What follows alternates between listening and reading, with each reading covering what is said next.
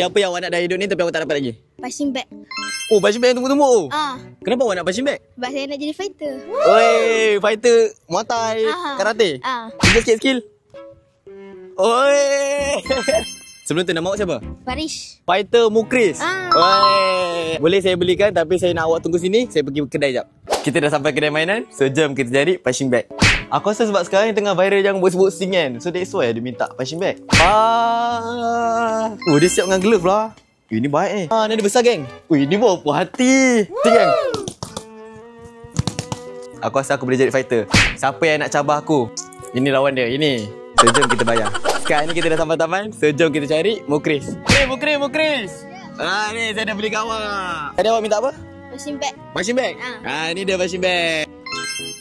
Boleh tak saya nak awak try main ni? Nak. Okay, boleh. Jom kita buka.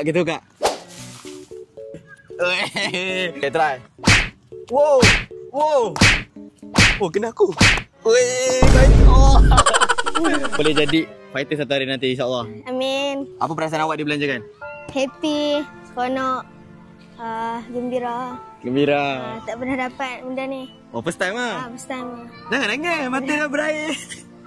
Tak nangis? Tak nangis. Okay. Fighter jangan nangis. Okay. Tapi sometimes boleh nangis. Okay, bye.